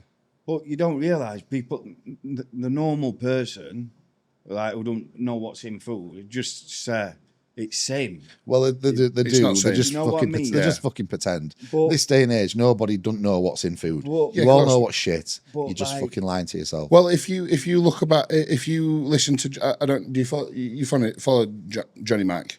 He Yeah, across went to Grandma, Went yeah. to Grandma. So Johnny were a cereals, Rice Krispie Square bar man, X, Y, and Z. And he went across to Grandma. She fucking literally put him on a whole food, single ingredient, whole food diet. And his physique and digestion changed like I've not seen fucking oat change like Using what he's putting in a 6 to 8 week block. And you're like, fucking hell. Like, There's something about this. there's something about this. And she's going to prep him. Is that? Yeah. But that's He put a what. post out the other day. Well, that's what you should do. She's rate good. I like her, mate. Yeah. She's brutal and all. Yeah. That's why. Yeah, she don't give a fuck, does she? Yeah, she won't have it. If you train like a puff, you're off. Do you know what I mean? Yeah. So I have done I think we've all done the odd square bar here and there, but I've always been a whole food guy. So I've just pulled my food down a little bit a minute. I'm around about 800 gram of carb a minute, but my food sources are still rice, potatoes, fruit, sourdough. If I add anything in, which when I will back up to 1,000 gram of carbs plus, if I add anything in, I'll add organic honey, fruit only jam, Dates, maybe. dates, raisins, pure fresh orange juice. But I've really tried to stay away from. You'll do anyway. That's why. I've probably had cereals twice this year. Fucking hell, you nearly cried. I know, and I weren't happy about it. But cereals, square bars, things like that, I try and stay away. I just like to keep. Eating fresh, whole food just makes me feel good. Everything feels better, doesn't it? Everything feels course you good. do. My digestion's Even better. your bowel movements are better. Bowel movements. movements are formed. You're not fucking shitting 15 times a day. No, Pond water. it's- Yeah. So Yeah, like always, single ingredient whole foods where you can. If you can, and you do really struggle with appetite, and you need like little things like honey and fruit juices, the odd square bar here or there. I put Nutrient Or bars and rice square bars. bars. yeah, I've done them with clients, and I clients, still do. I still always will, but if you are that way out where you can get away with just That's why eating I don't that, mind then do watching, because obviously it started again, and What's this? Season's started, and like people Show season. starting in prep and that. Yeah. People thinking they're proper bodybuilders. Who wants Celebrities now. Who wants to see what I eat in a day? You've got 5 followers and you're on 3,000 calories you're planning. You know what I mean? Yeah, this is so in the morning I get up. Everybody gets up and eats. Like it don't matter. Yeah, but the journal first, and then you have an infrared sauna. You know what I mean? I'm like, fuck. But when I watch when he's putting something out and it's 7,000 calories of all foods, even though I don't want to watch it, I'm like, fucking hell, another one. Like everybody eats. No matter if it's fucking big fat Mick and Sue at bottom of the road, yeah, you're getting up and having porridge. They're having a fry up. Like you're not doing no different. Like people eat, right? And they're like, yeah, well, this is what I eat in a day. But I don't mind watching what he eats or you, because I'm thinking, how the fuck Do you get that much? do you get that much whole food? Oh. It's a task. Or what is this guy eating to look like that? Yeah, Yeah. to look like that, but Do you know when your meals are nearly 200 gram of carb per meal and it's all food, and it's rice, potatoes, and fruit. yeah, and then you've got crazy eyes. Do you know what I mean? It was fucking crazy eyes, fucking bad stomach every 3 weeks. Fucking, I'm eating fucking squares bars and fucking bagels. And they wonder That's why. That's why nobody cares. Not one person cares. Like you're on 4,000 calories and 1,500 of them. A shit. It's shit. Yeah, so people like Roman. I want to see what Roman Fritz eats because it's a fucking shit ton of food. Yeah. And Juan It's Morel back in the day, It's like just a lot of rice though. Yeah. Roman footsies. But I'm not interested really. I was sitting and watch him because obviously I get overfaced. I sit there with rice and a bit of pineapple and chicken and pickled onions, and I'm like, I like sitting car. I like to eat on my own. Do you know what I mean? Yeah, let's say incarnate. So eat my food, but he's got like a fucking sink bowl. Do you know what I mean? It's like yeah, just nothing. And I think that's. achievement or whatever you want to call it, but it's Greedy bastard. no, but it's like when you're on 3,000-4,000 calories, it's it's not impressive. Yeah, I've had women eating more than that. yeah. I remember going to a Hull show with Jamie. We were trained here, then we had to go to a Hull show. We had clients in it with Jamie Giant. And he had his post-workout there. And this fucking box was like a suitcase. And everybody was just staring at him, just eating this food. Like, how the fuck is he eating that? Jamie's post-workout used to be turkey pasta. Turkey and pasta, yeah. Turkey and pasta, weren't it? Yeah, like how he used to eat that much pasta. Fucking about 200 grams of pasta. And a lot of pasta. It cooks to about volumizes, doesn't it? Have something less voluminous than that. He's like, I can get it down easy. It just slides down. Just slides down, don't chew it. Next one. How long have we been running? 120. We'll be wrapping them up soon. Well, yeah. Shall we get gripes out? Or yeah, gripes. Go on then. What's what's? Do you have a gripe? I've got a gripe here. This is a good one. Oh, go on. Somebody's actually, can you release your skincare routine? No, I'm not releasing it. Do you know what? I want to put some out there. Because subscribers have been a little bit tight. Why don't we say if we get 1,000 subscribers by the next episode? Yeah. We'll release. You'll release I'll send skincare. I'll send it. We'll release you. I'll So skincare on routine. episode 4, we'll release the skincare I'll routine. release it, and I'll Get some I'll what I'll do is I'll give Phoebe it to do Nathan with it, and then before and after, just to prove what it actually does. And if there's 1,000 subscribers, I'll send it you. But without 1,000 subscribers, it never comes out ever. No, ever. That's it, locked ever. away. Right, okay. Right. So you know what to do. Get your mates on it. This is LRSKNJ. This is his. That's my client. Is that your client? Yeah, Loris. This is, what's his name? Loris. So Loris's weekly gripe is people who use lifting gloves. They should come with a free sex offenders list placement. No, but they shouldn't they? They should. I tell you what else I know while This is giving another shout out to Illy. I'm sorry, Illy, but Illy wears fucking them gardening gloves still. Riz gives him some rates. He does still wear them, yeah. So he still wears that. Do you know gardening gloves? Listen, I had to wear them in Powerhouse. There were no windows, mushroom coming out up walls. Yeah. Yeah, but he trains in fucking Valentines or Ultraflex. It's not that cold. I had to wear them because bar would stick to your hands. You'd pull it off and your whole skin would be stuck to a bar. Do you know what I mean?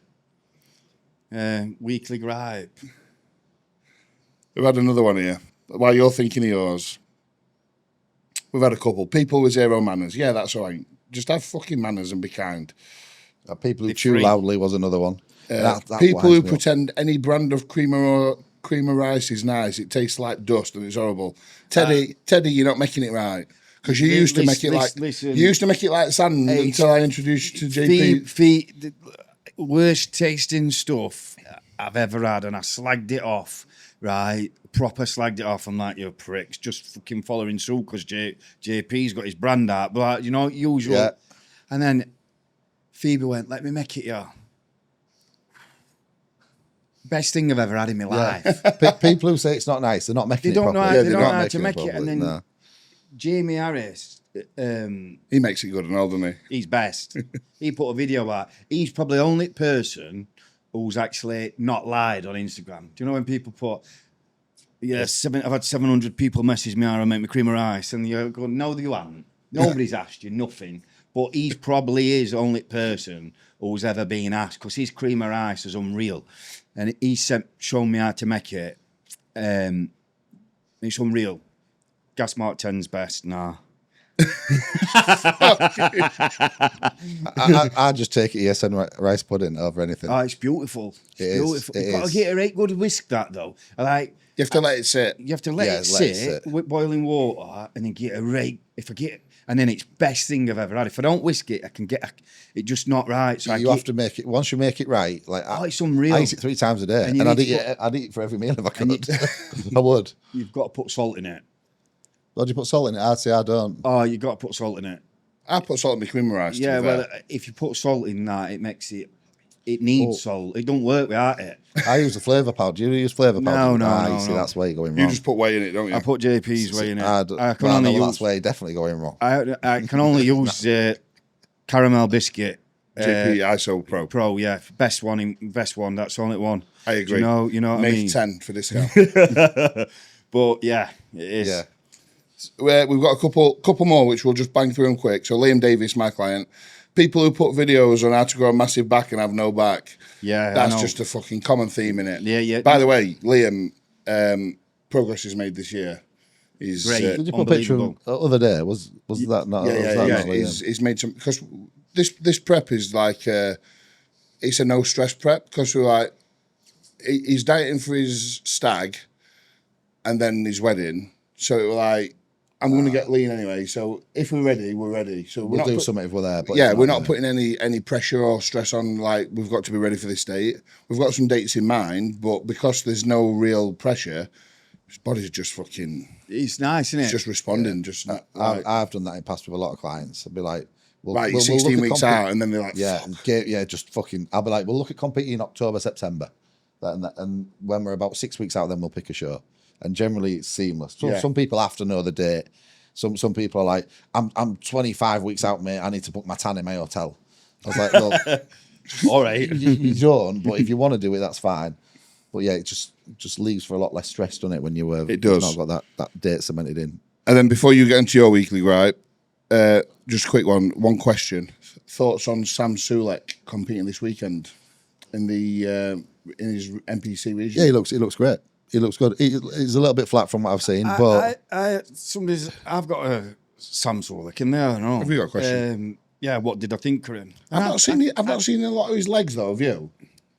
No, but the thing is, people are taking it on face value that he's got all these subscribers and he's never first time. He's never done a fucking bodybuilding show before. He's the first time. He's experiencing it all. What is he? 23 or something? Yeah. I think he's great. He looks fucking fantastic. His attitude towards everything is fantastic. I think he's great. Like for everybody who bodybuilding, slagged him off when he started and that, and he's like just like said fuck you, and he smashed it. He smashed everything, and he just gets on with it. Yeah, he's pretty clued in. It's not fucking. It's not stupid. I don't like some of his dieting methods and stuff like that. But if it works for him at this moment in time, let him crack on. But that just shows his mindset. Like for me personally, my head would fall off. I'd be in bits. Yeah. But he's saying this has always worked for me before. This is what's going to carry on working, and he's just very matter of fact. Yeah, and he keeps things very simple, and that's bodybuilding, and it works. If you look at him from a few years ago, he's made some great progress. Great progress. Yeah. And if it were like somebody who'd competed and made that sort of progress, people would be going absolutely berserk saying this kid's made mad progress. It's because he's in limelight and people expect him to be fucking Mr. Olympia next year when when Hostile took him on, which were a year ago, he fucking didn't even have to pose, did he? Well, no, he was posing for Fuad in that gym, weren't he? He didn't even have to pose. So yeah, great. Yeah, he's done I really hope he does well. Yeah, I do, just because he deserves it. Yeah, I hope he does well. I'm not saying that everyone else comes up against put the work in, but I think the pressure that he's probably had on him is monumental compared to everyone else. Yeah. So that's that. Have you got a weekly gripe? Yeah, I've got a weekly gripe. People who fucking hell, there we go. People who have fucking Instagram pages for the dogs. Fuck off, I've got one. This is just a bully me. This is not weekly gripe. This is just... No, this is a weekly gripe. It's not just him, but he has got one, right? I swear down. And it fucking bugs me. Yeah. Trying to get a sponsor, mate. It's our first day in the snow. They can't fucking tie. They can't tie. I seen dogs, him stood in snow with dogs, right? I'm going to bring this up last week, but I'll let you off, right? Yeah. They stood there with dogs, and I seen dogs look. Dogs didn't even want to be in the picture. Dogs were looking at each other. They were looking at Neela, saying 25 years ago, right, we were fucking on banned fucking register, right, for biting people. Now we're going to be on banned register for fucking trolling people on Instagram because this is what's happened. Like, I'm like, our first walk down canal. Like, come on, Nave. I can't control that. You know it is. I don't even get a password for it. Yeah. What was it? Notification from what? Another dog messaging him. Hey, guys. Yeah. So don't fucking message me. I don't like fucking Labradors. Yeah. I thought, fucking hell. Yeah. And I tell you what else, Here we go. Men using shit words. Where's it all come from? What do you mean? So like when you go to the gym and they go, I'm fatigued. Like, where's... I was speaking to one of your clients at the gym the other day about fatigue. Why don't we just go, I'm fucked? I used to say to him in gym, I said to him in gym, I said, I'm fucked to you. And he go, yeah, so I'm tired. Day off tomorrow. Yeah. Somebody the other day, I think it was that little Jack, so have a nice weekend. Yeah, an wholesome weekend. What the fuck are you on about, an wholesome weekend? You're a fucking man. You'll have put this on one of your posts, you'll have had wholesome road. I'm going to check your Instagram later. I'm going to call you out. He'll have had a wholesome weekend or something. You're a man. Do you know, if a lass puts... He's used the fucker. Look at him. Going all quiet, him. Yeah. Just had a nice weekend with my missus. Yeah. And if she'd have put an awesome weekend, it's a bird word, isn't it? Yeah. You get used. But you're a man, you're £300, you're going on stage in thongs and using world awesome. What's fucking up we are? So do you think men are less manly? Oh, we are now. Shadow of a doubt. Well, yeah, that it's obviously apparent, but why do you think that is? Without going all conspiratorial and saying it's what they're putting in the water to make people gay, so it's going to be easy to take over and stuff like that. TikTok. I don't. Social media. Yeah, listen, at the end of the day, I'm not being funny. There's loads more bummers about now, isn't there? Do you know what I mean? And no, but there is, isn't there? There is. Do you know what I mean? They're probably just more acceptable. Like, yeah. Do Do you think more men are gay because it's just acceptable? Like people are living as gay. Yeah, 100%. Has been gay, but it's just never been acceptable for them to come out. So it's more acceptable. Yeah. So, but I think it went like 30 years ago. 20 really. 20 years ago, you'd have been terrified if you were gay. You'd have been terrified of telling your dad that you were gay. Of course you would. Fucking hell. Imagine when you were a kid. My dad had us on a Sunday, right? Come down path like, hey, all right, Dad. Yeah. Come play. Next minute, he'd have us line up. Any of you turn out bummers, I want to fucking never speak to you again. I'm like, Dad, I'm 4. I only want to play with Lego. Do you know what I mean? Like, what you're on about? But that's how it works, isn't it? Do you know what I mean? Yeah, absolutely. Yeah, but I think a lot of it is, without being like conspiracy theorists, I think powers that be, that's what they want. They don't want men to be men anymore. No, you know, there's a lot of like diversity, fucking LGBTQ and all that sort of handshakes, men's handshakes. Women's got a stronger handshake than a man now. Than like they've done these tests, and women's got a stronger handshake than a man. But I think people sometimes almost have to apologise for being a man. A man. Yeah. Do you know? Yeah. You know what I mean? And it shouldn't be that way. And same with this, like, that's why. Listen, I said this to him before. You only look at testosterone levels, like. Yeah, true. Young people, and I won't have any young ones go on gear me at all. Like, but they still have blood tests because you need them. Right? They're dieting down. They still need them. The test levels are like 9. Yeah, and some are 7. Some are 7, and they're 18, 19, they're 18 and 19, and never had a bit of gear. And it's not one person; it's fucking loads. I think that's lifestyle though. I think that's growing up, staying inside, no sun exposure, no sun, no nutrition, no scrumping, no playing on woods. Do you know what I mean? Nothing. Do you know what I mean? They don't even finger them all, do they? Do you know what I mean? Well, do you know what I mean? They fucking sit home on computer. They're not being lads. By the time you were 14, how many people had you fingered? That's what I'm saying. Now you're only fingering Xbox controllers, aren't you? Of course they are. You fucking little wankers. Do you know? No, but you know what I mean. It's how it is.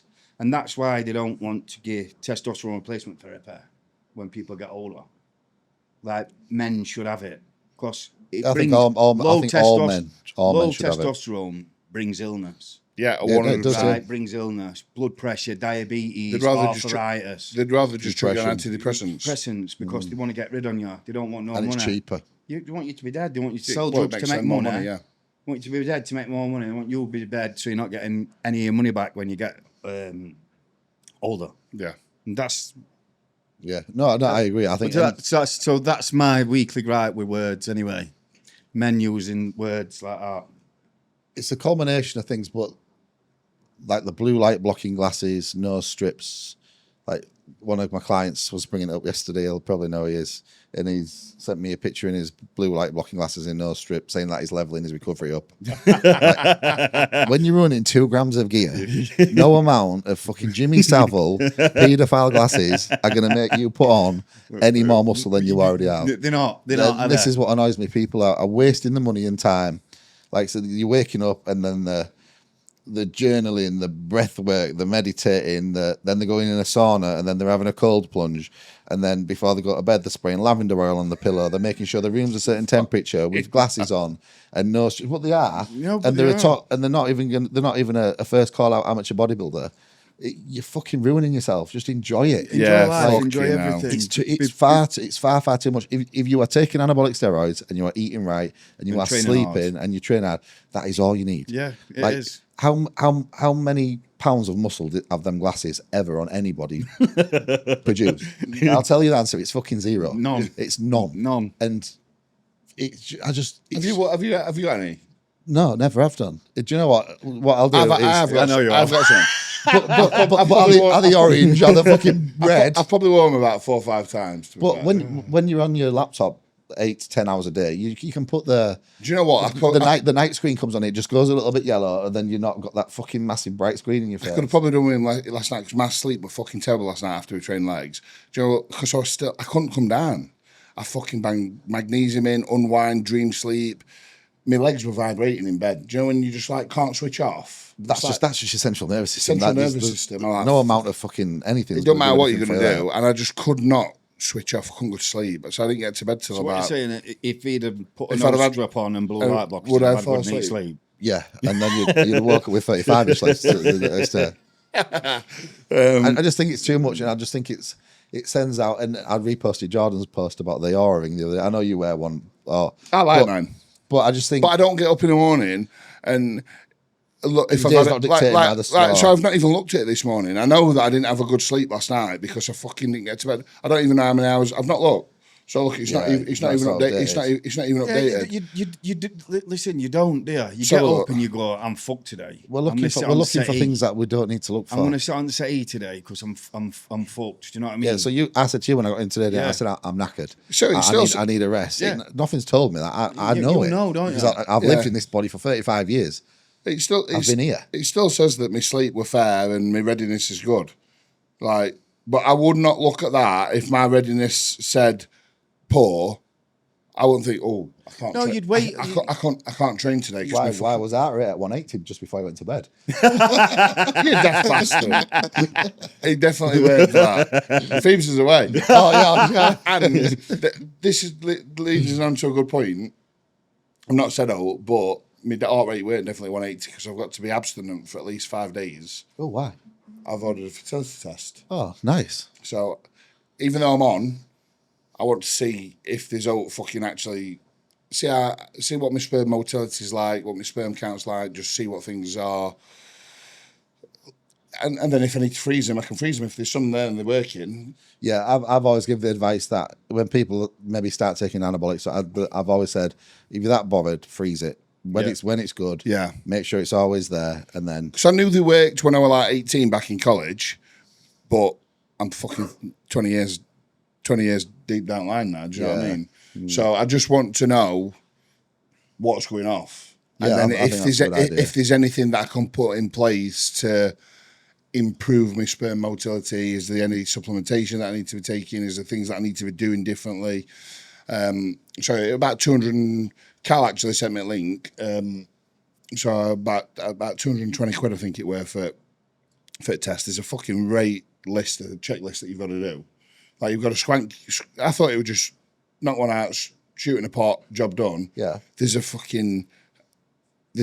it comes this container with a sample point. What are you, a fucking horse? Mate, honestly, no. That's the container. What you have to put it inside. So there's like a heat pad what you crack, and there's also a cold thing as well. What you have to keep it cold. So it's in the fridge at minute, and then there's just your normal sample pot. What you put inside that pot. Right. Okay. Yeah. To send off. So you have to scan QR code, and then it gives you like a fucking list that you've got to do, and that have lavender oil on pillow, blue light blackers. So obviously no strip on. but there can't be any external fluid, so it's not like you can just pull out and chuck it in pot.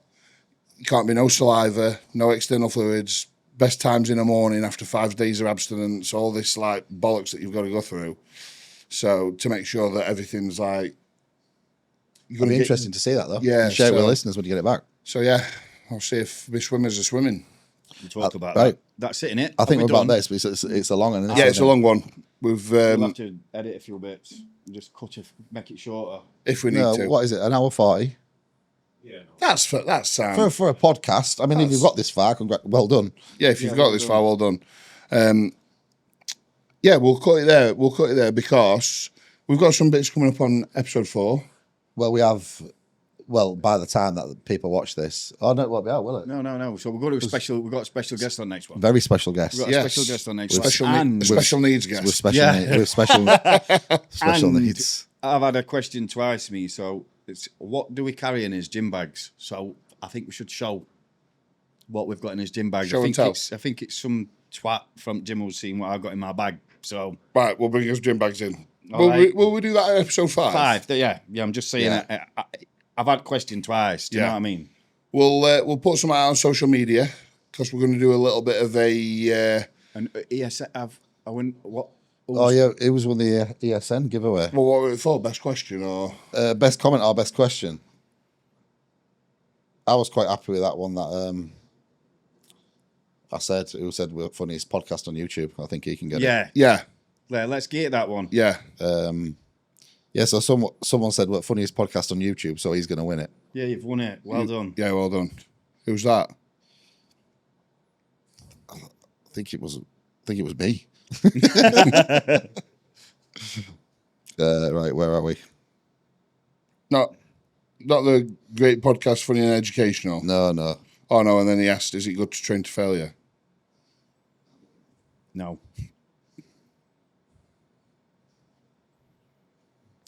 Harry Flynn -X1W. Message. 5 days ago, the funniest podcast on YouTube. Keep up the great work. Harry Flynn. We very much will, Harry, and you have got yourself some ESN goodies. If you message the Instagram page, We'll get them out to you. we'll get out to you there with your address on, and we'll say it's 50 quid. You'll probably get about 150 quid worth. To be fair, there's loads of stuff that they get sent. Right, we've got 317 subscribers. That needs to get to 500 sharpish. No, it's 1,000 for Dr. It Skincare is, but routine. 1,000. that's up to you whether you want Dr. Skincare routine. Of course they do. Fucking hell. Yeah. And a t-shirt. Yeah. Get And ready. a t-shirt. And a We're t-shirt. going to produce the. We're going to produce it. 15% gay, 85% Well, geezer. I've spoke to printers and we are on with it. We are on with it. But I think we should do some normal ones as well with like Just the logo. the logo with maybe big dogs only under it. Yeah. So if you want to be a big dog, that is big dogs. So we will be putting them out on all. Right, So sound. that's it. Thank you for watching, guys. Thank and you for we'll watching. see you Next next time. episode.